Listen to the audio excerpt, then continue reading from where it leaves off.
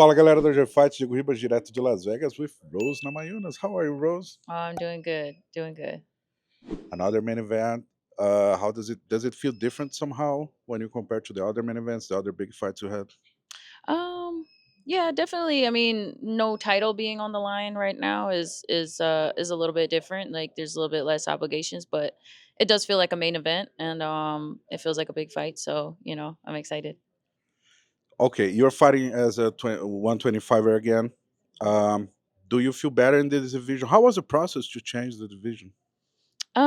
Yeah, I do feel a lot better. I feel very comfortable with, not having to dehydrate myself and starve myself as much. I still have to do a little bit of a cut, but it's not going to be like the last few cuts at strawweight were definitely difficult. So, and then I believe in my power. I believe in my strength. I know the last fight didn't go my way, but I'm willing to. I'm excited to change things this time around. Did you add some muscle? Did you add some weight since you were moving up? Yeah, I think so from the flyweight debut that I had, I definitely put on a little bit of size, but this time I have the same size, but it's more muscle, and so yeah, I'm excited to put that on display. We are all excited to see Yeah. you back.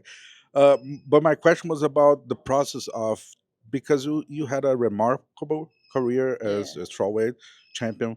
You actually beat the Weili Zhang twice, Yeah. and now you're moving up. It's not Yeah. very common, right? I Right. I, I I think if you ask it to fight Weili again, you'd have the shot, but Right. you prefer to move to 125. So how was the mental process to have this Yeah. decision?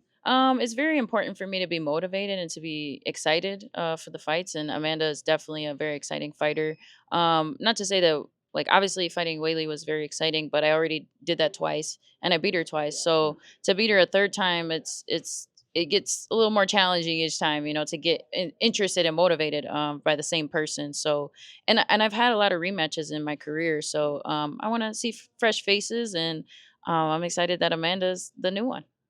Joanna twice, Jessica Andrade twice, Hmm. Tissa Torres, Carlos Parza. Yeah, a lot A of lot of rematch. rematches, yeah, and so yeah, I'm excited for new faces, and yeah, and flyweight is very interesting now too. It's got a lot more competitive, and yeah, very very interesting division. Awesome. You're talking about how excited you are. Tell me about Amanda. Skill by skill, how do you match up this fight? Man, Amanda has, she's got her judo background. She's got very good jujitsu, good top pressure. Her striking's gotten a lot better over the years, and she has a lot of tenacity. I think that's her biggest asset that she has is her will and determination. But all of that, being said, I have all of my experience. I have all the skills and more, and I'm really excited to put that on display. I know she's very tough, and so I have to be strong on myself and be in control of myself and shut her down as much as possible. For sure. Yeah. And Amanda was fighting as a strawweight. Her last fight was a Hmm. strawweight. Do you think that's kind of she's the perfect opponent in terms of frame and size? Because Fiorot, when you fought Fiorot, she's a natural 125er, right? And Amanda, she fights in Yeah. 115 as well. No, I definitely think that we'll definitely be this is a great matchup for myself, and it'll be a great matchup to see how we match up together, because yeah, like you said, she goes between flyweight and strawweight, but I think she's definitely like a real fighter, like a lot of people are like so focused on the weight and this and that, and she just fights. Like, she doesn't care if it's this way, that way, whatever. And I like that. I like the old school mindset of, they used to not have weight classes. So I know she believes in her skills rather than I'm gonna be bigger, I'm gonna be smaller, whatever. You know what I mean? So I think that's great, and that's what motivates me. You like that maybe because you are like that as well. A hundred What percent. when you look to your record, uh, actually you just fought the number three, and now Amanda's number eight. Hmm. So you're not stepping back. You're facing the best ever. Yeah. Your whole career, right? So Yeah. that's the plan for this division right now. Yeah, I always want the best challenges, and if sometimes I've it's very natural to fight to the level that you're standing across from, and so the better the opponent, the better I shine, And yeah, I'm very excited and very grateful for Amanda to bring that out of me. And I'm really excited to put that on for the fans as well. Do you have any prediction for this fight? How the fight's going to happen? Which round? What do you think about it? No round in particular, but I do see, I see myself. There's many ways that I could finish this fight, but ultimately, I see myself having a spectacular performance, just all around dominant, and I see myself. My game plan is always the same: punch them in the face, take their back, and choke them out, and that's what I'm looking to do. And how that unfolds is, kind of just depends. You gotta tune in. Awesome.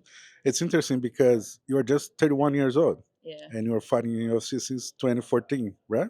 Yeah, yeah. Everybody's been talking about that. The UFC is like 30 years of the UFC, and I have been fighting for the third of the time in the UFC. So 10 years is like, woo, that's crazy. And I'm 31, so it's I'm almost like I'm as old as the UFC. It's pretty wild.